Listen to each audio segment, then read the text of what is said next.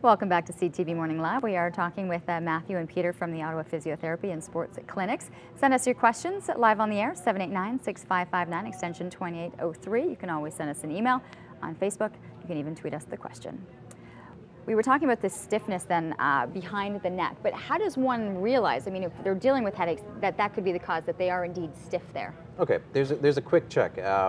It's called SFMA for short, selective functional movement analysis. And really what you do is, your mouth has to be closed, so I'm going to do it in a second, and you can't lift your shoulder. You're going to bring your chin to your chest. And if you can touch your collarbone on both sides, then technically the probability of you being stiff at that upper two joints is less likely versus a person who can't do it. That's all. I might be stiff. Okay, so close, no talking. Right. And then chin to... And see if you can touch your collarbone. Takes effort. Yeah, okay. Yeah, So you may be a little bit effort. stiff there. Okay, that Definitely was tighter on one side. Yes. So yeah. Not good. So that's a quick check, and again, it's not a for sure answer, right? So it just makes someone think that maybe I'm tight in that area. That's all. But to be honest with you, I'm often looking for some relief or a massage, or I can find myself oftentimes just trying to give myself a little traction, and I do get headaches. So this would be something I would want to work on. Work just at working out the flexibility of it constantly, trying to stretch it out. Yeah, provided the restriction is muscle. Honestly, Matthew, I can feel that all the way down my back right Really? now. Yeah, so I'm realizing I pretty much fall into this category. I do believe we have a phone call ready to go, and Ronald is on the phone. Ronald, can you hear us? Yes. Good morning. What's your question? The spine, does it have to do anything with the ringing in the ears? Okay, the answer is yes, it can be. Again, referring to the top three joints of the neck, with restriction in that area, it can cause ringing in the ears, otherwise known as tinnitus, blurry vision, facial numbness, headaches. There's all sorts of variations. So the short answer is definitely the spine can be related to ringing in the ears. Okay.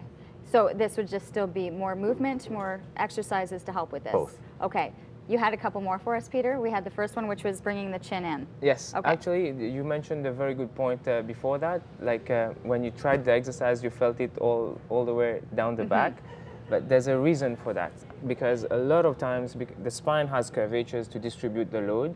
So when the curvatures are altered, meaning that these joints are like sitting forward, and then this one is a little bit more rounded, you'll feel it all over.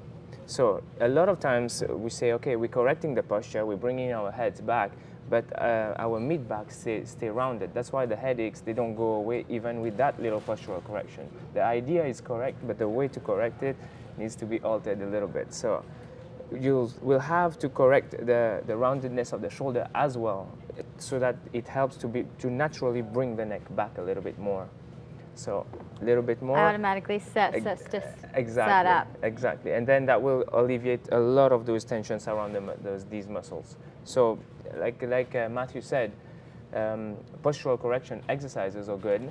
The therapy, the manual therapy that goes with the mobility of the joints are very good, but there's also a retraining that needs to occur, a relearning on how to activate those muscles and how to keep them strong. I can feel that I'm activating it right now, but it takes a reminder, a constant reminder, especially, I mean, I'm just sitting right here, but there's so many people, they're slumped over desks, they're working, they're on their phones, who are in this position, and I'm sure there's so many mothers at home right now that are in this position. Right now they have a child that they're holding or breastfeeding, and so many things that we do in a day bring us into this position. Right, right.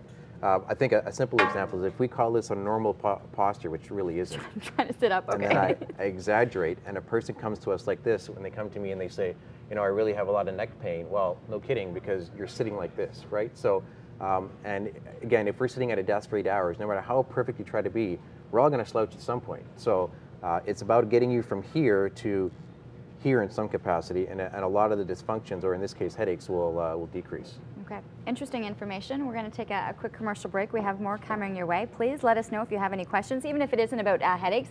You might be concerned about another part of the body that can be helped, and you'll find some healing when you go to a physiotherapist.